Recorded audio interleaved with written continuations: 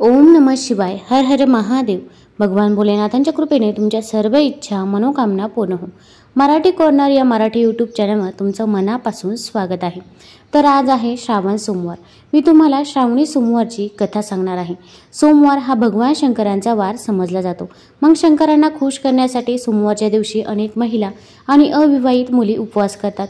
देवांचा देव म्हणजे महादेव. श्रावण महिन्यात संपूर्ण भारतात प्रत्येक मंदिरात घराघरात हर हर महादेव, हर हर महादेव असे स्वर आपल्या कानावर पडतात.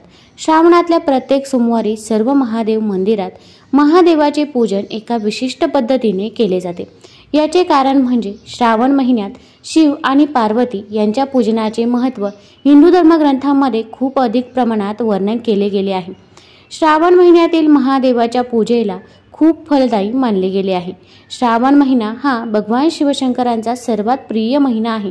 तर आता या दिवशी आपण भगवान भोलेनाथांची सेवा ही करायचीच आहे, पण त्याचसोबत आपण श्रावणी सोमवारची कथा देखील ऐकायची आहे. तर कोणती कथा आहे ते जाणून घेण्यापूर्वी तुम्ही मराठी कॉर्नर या मराठी यूट्यूब चॅनलवरती नवीन असाल तर चॅनल लाईक करा व सबस्क्राईब देखील करा.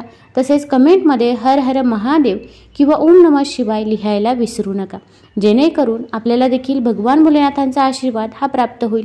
तसेच ही कथा जर आवडली तर आपल्या मित्रपरिवारासोबत जरूर शेअर करा. सोमवारच्या 2 कथा आपण बघणार आहोत. व्हिडिओ स्किप न करता शेवटपर्यंत जरूर बघा. कहाणी सोमवारची. आटपाट नगर होतं. तिथं एक राजा होता. त्याला 4 बायका होत्या. राजाने एकेकीला एक एक काम वाटून दिलं. पहिलीला दूध दुभत्याचं काम सांगितलं, दुसरीला स्वयंपाकाचं सांगितलं, तिसरीला मुलाबाळांचं सांगितलं, चौथीला आपली सेवा करण्यास सांगितलं. अशी कामं वाटून दिली. असं बरेच दिवस चाललं. पुढं बायकां भांडणं लागली. एक म्हणे तूच का मुलाबाळांचं करावंस, दूध दुभत्याचं का करू नये. दुसरी म्हणे इनच का राजाची सेवा करावी आणि आम्ही का करू नये. तिसरी म्हणे मीच का स्वयंपाकीन बाई व्हावे. अशी आपली चौघींची भांडणं लागली. हे एके दिवशी राजाच्या कानी गेलं. राजाचं मन उद्विग्न झालं, तसेच मुख चिंताक्रांत झालं. तसाच उठला, कचेरीत गेला. इतक्यात तिथं वसिष्ठ ऋषी आले. राजानं त्यांना नमस्कार केला, बसायला आसन दिलं. वसिष्ठांनी राजाचं तोंड पाहिलं, चिंताक्रांत दिसलं. वसिष्ठांनी कारण पुसलं. राजानं सांगितलं. ऋषी व राजा उठले, राणीच्या महाली गेले. 4 राण्यांना एक ठाई हाक मारली. भांडणाचं कारण पुसलं.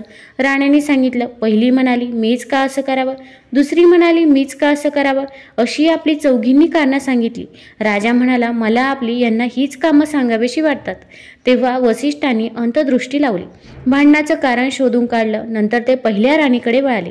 तिला म्हणाले अगं तुला दूध दुभत्याचं काम सांगितलं आहे ना. ती म्हणाली हो तर. मग एक आता तू आदल्या जन्मी गाय होतीस, रानात नेहमी चरत असत. तिथं जवळच एक शिवलिंग होतं. भर 2 प्रहरी त्याजवळ तू दुधाच्या धारा धरीस, त्यावर अभिषेक देखील करीत. त्यामुळे तुला हा जन्म आला, राजाची राणी झालीस. पण गेल्या जन्मीचं व्रत अपुरं राहिलं, ते पुरं व्हावं म्हणून शंकरानं ही आज्ञा राजाला केली. त्यानं ती तुला सांगितली, ती तू मान्य कर. नवराच म्हणी शंकर धर, जसं तो सांगेल तशी तू वाग, म्हणजे तुझं कल्याण होईल आणि शेवटी कैलासाला जाशील, असा ऋषींनी आशीर्वाद दिला. राणीनं त्यांना नमस्कार केला. भांडणं सोडून दिली. सुखासमाधानानं वागू लागली. पुढं काय झालं. ऋषी दुसऱ्या राणीकडे वळाले. तिला विचारलं तू का ग भांडतेस. ती म्हणाली मीच का स्वयंपाकीन व्हावं, याचं मला कारण सांगा. ऋषींनी अंतर्ध्यान लावलं, कारण शोधून काढलं. ते म्हणाले बाई आदल्या जन्मी तू एक गरीब ब्राह्मणाची बायको होतीस. कोरांना मागत असत. तेव्हा दर सोमवारी उपवास करीस, भिक्षेला जात, 5च घरी कोरांना मागत, त्याचा स्वयंपाक करून महादेवाला नैवेद्य दाखवीत. ही भक्ती देवाला आवडली. त्यानं तुला राजाची राणी केली. राजानं तुला हे काम लावून दिलं, ते तू मान्य कर. सगळ्यांना जेवू घाल, सगळ्यांचाच आत्मा थंड कर, म्हणजे तुझं व्रत पुरं होईल. मनोभावे राजाची सेवा कर, म्हणजे ती शंकरास पावेल आणि ती तुला कैलास लावेल, असा तिला आशीर्वाद दिला. राणीनं ऐकलं व ती सुखासमाधानानं वागू लागली. पुढे ऋषी तिसऱ्या राणीकडे वळाले. भांडण्याचं कारण विचारलं. राणीनं सांगितलं. ऋषींनी अंतर्ध्यान लावलं. पूर्वजन्मीची हकीकत जाणली. राणीला म्हणाले आदल्या जन्मी तू वानरीण होतीस. दर सोमवारी चांगली फळं शंकरांना अर्पण करत, स्वतः उपवास करत असा तुझा नेम असे, म्हणून तुला देवानं राजाची राणी केली. तू दिलेल्या फळांची देवानं तुला मुलं दिली. राजानं ती तुला सांभाळायला लावली. ती तू आनंदाने सांभाळ, सुखानं वाग, यातच तुझं कल्याण होईल. तुला शंकर प्रसन्न होईल, असा तिला आशीर्वाद दिला. राणीनं नमस्कार केला व सुखानं वागू लागली. पुढं काय झालं. ऋषी चौथ्या राणीकडे वळाले. तिला भांडण्याचं कारण कारण विचारलं. तिनं सांगितलं. ऋषी म्हणाले, आदल्या जन्मी तू घार होतीस, आभाळात तू उडत होतीस, त्याच्या खाली एक शिवलिंग होतं, भर 2 प्रहरी तू त्याच्यावर छाया धरीस, म्हणून तुला शंकर प्रसन्न झाला. त्यानं राजाची राणी केली आणि छप्पर पलंगावर बसवली.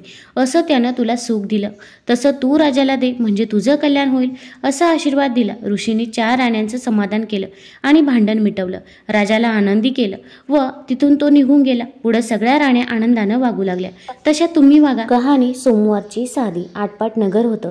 तिथं एक ब्राह्मण राहत होता. त्याचा एक शिष्य होता. रोज तळ्यावर जाई, स्नान करी, शंकरांची पूजा करी. वाटेत वेळूचं बेट होतं. तो परत येऊ लागला की म्हणजे तिथे मी येऊ असा आवाज येत होता.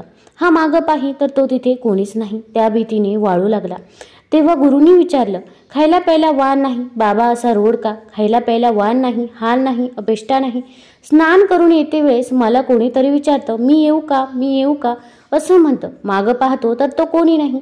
याची मला भीती वाटते. गुरुजी म्हणाले, भिवू नको, मागं काही पाहू नको, खुशाल त्याला ये म्हण, तुझ्या मागून येऊ दे. मग शिष्यानं काय केलं? रोजच्या प्रमाणे स्नानास गेला. पूजा करून येऊ लागला. मी येऊ का असा ध्वनी आला. ये असा जवाब दिला. मागं काही पाहिलं नाही. चालत्या पावली घरी आला. गुरुजींनी पाहिलं, बरोबर एक मुलगी आहे. त्या दोघांचं लगीन लावलं. त्यांना एक घर दिलं. त्यानंतर काय झालं? श्रावणी सोमवार आला. बायकोला म्हणू लागलं, माझी वाट पाहू नको, उपाशी राहू नको. आपण उठला, शंकराच्या पूजेला गेला. हिनं थोडी वाट पाहिली, स्वयंपाक करून जेवायला बसली. एक घास तोंडात घातला, इतक्यामध्ये पती आला. अगं दार उघड.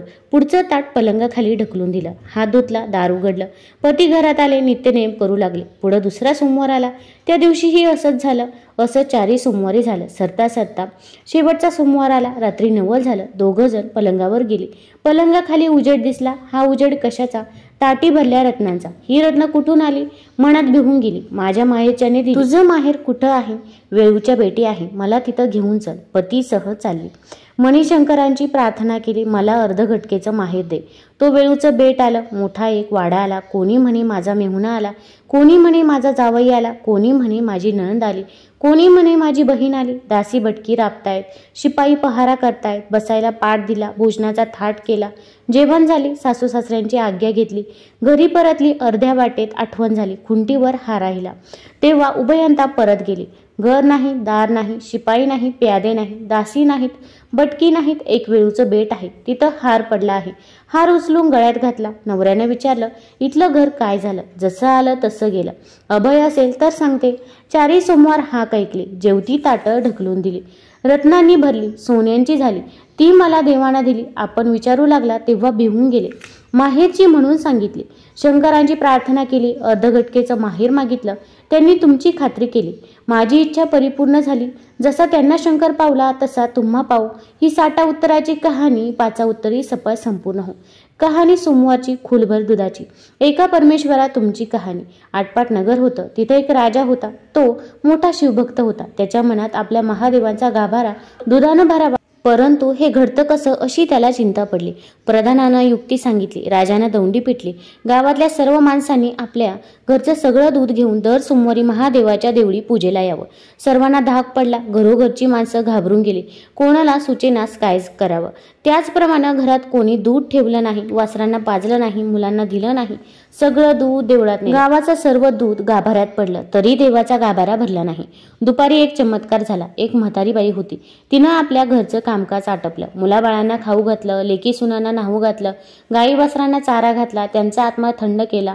आपल्या जीवाचं सार्थक व्हावं म्हणून थोडं गंध फूल घेतलं, 4 तांदळाचे दाणे घेतले, 2 बेलाची पानं घेतली आणि खुलभर दूध घेतलं. बाई देवळात आली. मनोभावे पूजा केली. थोडं दूध नैवेद्याला ठेवलं.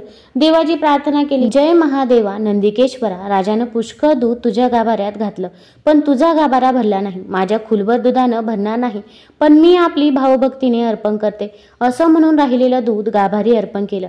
पूजा घेऊन मागे परतली. इकडे चमत्कार झाला. म्हातारी परतल्यावर गाभारा भरून गेला. हे गुरुवानं पाहिलं. राजाला कळवलं, परंतु त्याचं काही केल्या पत्ता लागेना. दुसऱ्या सोमवारी कळवलं, परंतु त्याचा काही केल्या पत्ता लागेना. तसेच राजानं देवळी शिपाई बसवले तरीही शोध लागला नाही. चमत्कारही असाच झाला. पुढे 3ऱ्या सोमवारी राजा बसला. म्हातारीच्या वेळेस गाभारा भरला. राजानं तिचा हात धरला.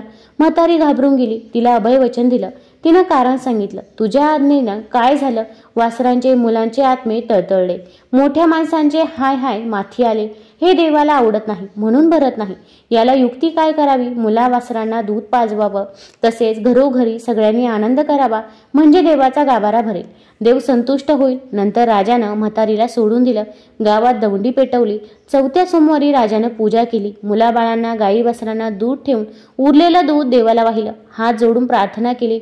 डोळे उघडून पाहता तो देवाचा गाभारा पूर्णपणे भरला होता. राजाला आनंद झाला. म्हातारीला इनाम दिले. लेकी सुना घेऊन ती सुखानं नांदू लागली. तसे तुम्ही आम्ही नांदो ही साठा उत्तराची कहाणी पाचा उत्तरी सफळ संपूर्ण हो. तुम्हाला जर ही सोमवारची कथा आवडली असेल तर आपल्या चॅनलला लाईक करा, सबस्क्राईब करा, कमेंटमध्ये हर हर महादेव जरूर लिहा. तसेच मित्रपरिवारासोबत शेअर करायला विसरू नका. धन्यवाद.